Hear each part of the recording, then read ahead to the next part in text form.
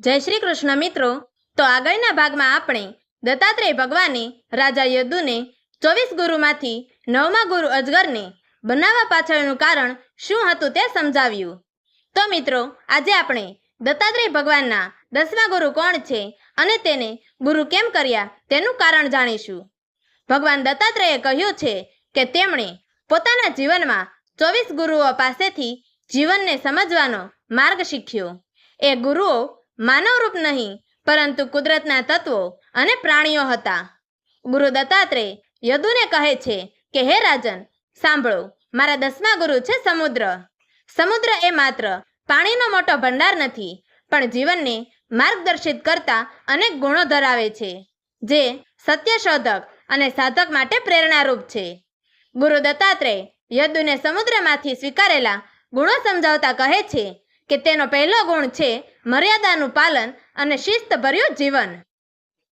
જેમ સમુદ્ર કદી પોતાના કિનારાને પાર કરતો નથી, તેમ માણસે પણ પોતાના જીવનમાં મર્યાદાની રેખાઓ સ્પષ્ટ રીતે નિર્ધારિત કરવી જોઈએ અને તેમનો ક્યારેય ઉલ્લંઘન ન કરવો જોઈએ.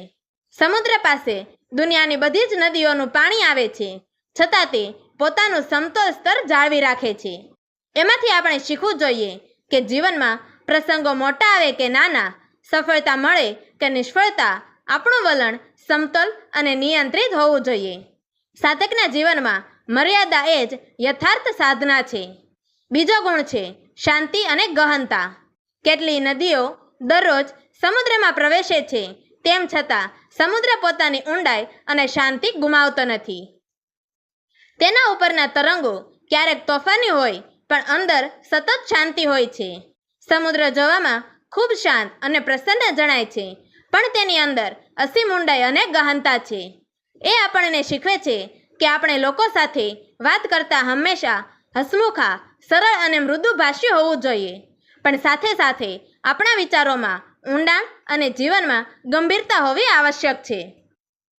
સુખદ દેખાવના આંગણે આંતરિક દ્રઢ પાયો છુપાયેલો હોય એ સાધકનો ગુણધર્મ છે. ત્રીજો ગુણ છે દુસ્તરતાનું આધ્યાત્મિક તત્વ. સમુદ્રને પાર કરવો સરળ નથી, એ દુસ્તર છે, અનંત છે. એ પ્રમાણે સાધનાનું માર્ગ પણ સહેલું નથી.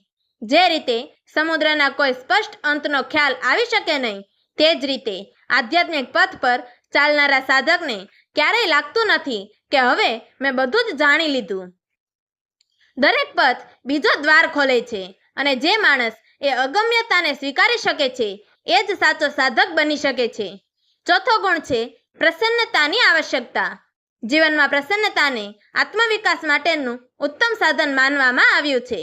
જ્યારે વ્યક્તિ પ્રસન્ન હોય છે ત્યારે તે ચિંતાનો ભોગ બનતો નથી. જેમ સમુદ્ર પોતાના અંદર પ્રવેશતી નદીઓના વધારાથી કદી ફૂલાતો નથી, તેમ પ્રસન્ન વ્યક્તિ કદી અહંકારથી ફૂલી નથી જતી. અને જેમ ઉનાળામાં સૂર્યની તીવ્રતા સમુદ્રના પાણીનો કેટલોય ભાગ ખેંચી લે છે, તેમ છતાં તે ખાલી થતો નથી, તેમ સાધક પણ દુઃખદ પ્રસંગો આવે છતાં પોતાના આત્મવિશ્વાસ અને શાંતિ ગુમાવતો નથી. પાંચમો ગુણ છે ક્ષમાશીલતા અને સહનશીલતા. સમુદ્રે પોતાની અંદર અનેક નદીઓનું પાણી સ્વીકારે છે, શુદ્ધ, અશુદ્ધ, મીઠું કે ખારું, પણ એ કદી ફરિયાદ કરતો નથી. તે બધું સહન કરે છે અને પોતાનામાં સમાવી લે છે. જીવનમાં પણ વિવિધ પ્રકારના લોકો અને પરિસ્થિતિઓ આપણને ભેગા થશે, જે તમારી ભાવનાઓને કંટાળી શકે છે, પણ જો આપણે સમુદ્ર જેવી ક્ષમાશીલતા ધરાવીએ તો તે બધાને સહજ રીતે નિર્વિકારપણે સહન કરી શકીએ. છઠ્ઠો ગુણ છે નિસ્વાર્થ સેવા અને ત્યાગભાવ. સમુદ્ર દુનિયાને અવનવા રૂપમાં સેવા આપે છે. વાદળ બનીને વરસાદ આપે છે, માછલીઓને જીવન આપે છે, મનુષ્ય માટે ખનિજ, મીઠું, પાણી વગેરે આપે છે, પણ કદી ફળની અપેક્ષા રાખતો નથી. તે પોતાના કાર્યમાં સ્થિર છે. આવું જીવનમાં આપણે પણ અપનાવવું જોઈએ. સેવા એ ઉપકાર માટે નહીં, પણ આત્મતૃપ્તિ માટે થવી જોઈએ. સાતમો ગુણ છે નમ્રતા અને અહંકાર વિહીન જીવન. સફળતા મળ્યા પછી પણ પોતાને ઉપર અહંકાર ન લાવવો એ સમુદ્ર પાસેથી આપણને મળેલી મહત્વની શીખ છે. જેણે પોતાની અંદર સહનશક્તિ, પ્રસન્નતા, ઊંડાઈ, ત્યાગ અને શાંતિ વિકસાવી છે, તે કદી પણ ઘમંડથી ભરાતો નથી. તે લોકોના કલ્યાણ માટે કાર્ય કરે છે. નમ્રતા એ તેના વ્યવહારનો અવિભાજ્ય અંગ છે. ગુરુ દત્તાત્રેયે કહ્યું છે કે કોઈ પણ સિદ્ધિ પર ગર્વ ન કરો. જેટલી શ્રેષ્ઠતા આવે તેટલી નમ્રતા આવવી જોઈએ. અહીં ગુરુ દત્તાત્રેયની દ્રષ્ટિથી સમુદ્રનું આત્માથી સંબંધિત આધ્યાત્મિક મહત્વ સમજાવ્યું છે કે સમુદ્ર જેવી આત્મા પણ અગાધ છે, જેના ઊંડાણનો કોઈ પાર નથી. જેમ સમુદ્ર બહારથી ચંચળ હોય પણ અંદરથી શાંત છે, તેમ આત્મા પણ સ્થિર અને અવિચલ છે.